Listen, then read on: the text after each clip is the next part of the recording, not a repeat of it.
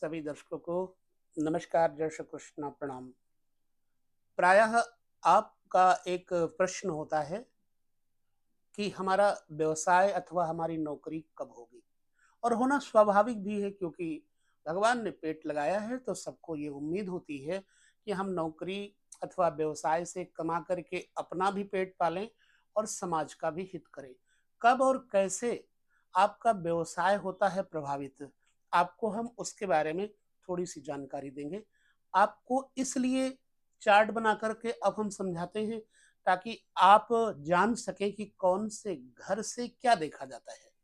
एक एक वीडियो पर एक एक घर के ऊपर हमने आपको अपने वह मनोविज्ञान की तरह समझाने का प्रयास किया है जिससे आपको कोई कठिनाई ना आए।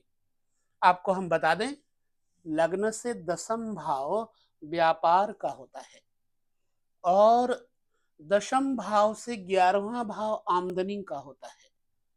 जन्म कुंडली के अंतर्गत दसम भाव के कारक ग्रह कौन से हैं, आपको यह समझना होगा। दसम भाव व्यापार है, नवम भाव भाग्य है। तो भाग्य, कर्म और आमदनी, ये तीनों का बड़ा ही महत्वपूर्ण योगदान है आपके जीवन में। आइए चलते हैं, जानते हैं दसम भाव के कारक ग्रहों के बारे में। जन्म कुंडली में दसम भाव में मंगल दिग्बली होता है। दसम भाव में सूर्य भी कारक है।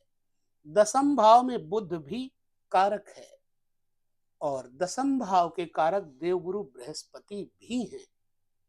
यूं तो दसम भाव में काल पुरुष की कुंडली के अनुसार शनि का जो कारकत्व है, परंतु वह एक काल पुरुष की स्थिति है। अब आपको अपने व्यवसाय के बारे में विचार करना है। आपको देखना है कारक ग्रहों को, सूर्य, बुध, मंगल, बृहस्पति। भगवान ने इसीलिए 4 ग्रह बनाए हैं दसम भाव के कारक के ऊपर कि सारे ग्रह तो खराब नहीं हो जाएंगे। भाई, एक खराब होगा, 2 खराब होंगे, 3 खराब होंगे, चौथा तो ठीक होगा। अब आपको अपनी जन्म कुंडली में व्यापार का प्रतिनिधि ग्रह देखना है। जो ग्रह, जैसे मान लेते हैं हम यहाँ एक लग्न बिठाते हैं पहले, तो उसके बाद हम आपके साथ चर्चा करेंगे। ठीक है, हम यहाँ लग्न बिठा देते हैं कर्क। ध्यान से समझेंगे।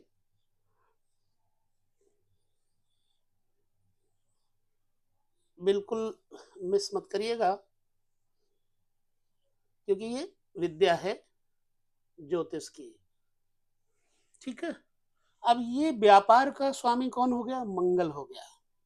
मंगल व्यवसाय, मंगल सरकारी नौकरी, दसम स्थान राज्य कारक होता है। यहाँ का जब स्वामी बुरा हो तो कैसे बुरा होगा? जब कर्म भाव का स्वामी अष्टम बैठ जाए या कर्म भाव का स्वामी शनि के साथ कहीं युति कर जाए। अष्टम भाव का स्वामी शनि है, यहाँ पर अष्टम भाव का कारक भी शनि है।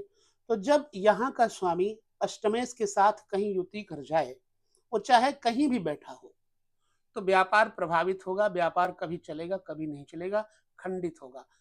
एक कारण ये हो गया। दूसरा कारण, सूर्य। सूर्य अब अगर अच्छा है तो भी आपका व्यापार चिंताजनक नहीं होगा। यदि सूर्य भी यहाँ बैठ जाए छठे घर में, छठा घर जो होता है वो जातक का त्रिक भाव होता है। अब सूर्य भी छठे भाव बैठा, अब बाकी बचे 2 ग्रह। एक बचे हैं बृहस्पति, एक बचे हैं बुध। अच्छा, चलिए हम यहाँ से बुध को उठा करके 12वें घर में बिठा देते हैं। ठीक, 12वें घर में यानी तीनों त्रिक भावों में यहाँ के स्वामी चले गए। अब एक ग्रह बचा बृहस्पति। यदि आपका बृहस्पति यहां से यहां पर कहीं भी बैठा होगा तो आपका व्यवसाय चलेगा, चाहे यहां बैठा हो, व्यवसाय आपका चलेगा। अब यदि यहां के स्वामी को सुधारना है तो उसके लिए उपाय मैं बता देता हूं। भाई, मंगल आपका कर्म स्थान का कारक हो गया, अष्टम चला गया मंगल। अब मंगल अष्टम चला गया तो इसको हम जीवित करेंगे, मृत स्थान से उठाकर हम जीवित करेंगे। इसके लिए हमको आपको बड़े छोटे से उपाय बताते हैं। बृहस्पति आपका ठीक हो गया, आपको मंगल ठीक करना है। ये केवल आपको उदाहरण के लिए कुंडली दे रहा हूं मैं कि आप अपने कर्मेश को कैसे ठीक कर सकते हैं।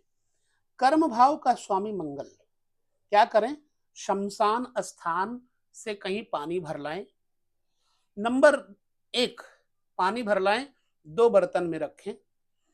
एक बर्तन का पानी अपने कर्म स्थान पर, व्यापार स्थान पर रख दें, और एक बर्तन का पानी आप राजमार्ग पर मंगलवार के दिन जाकर छिड़काएं थोड़ा सा।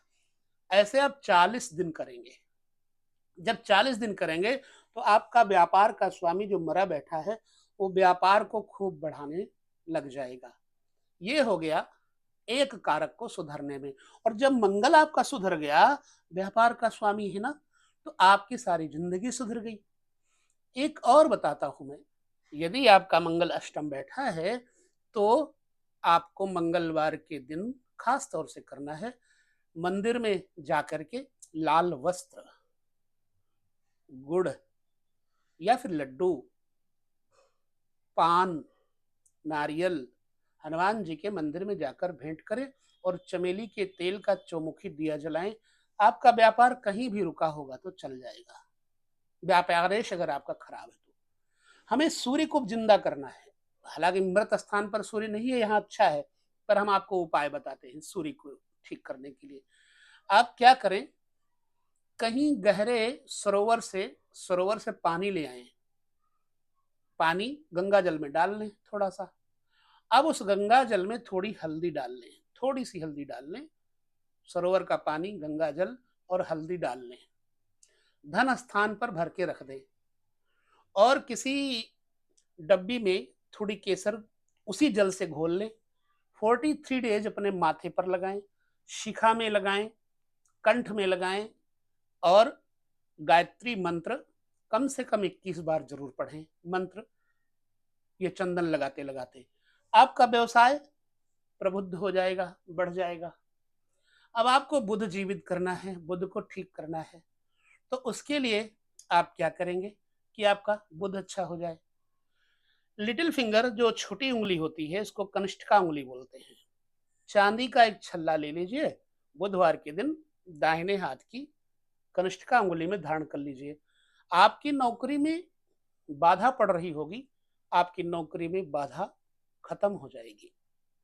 आपके व्यवसाय में बाधा पड़ रही है, व्यवसाय की बाधा हट जाएगी।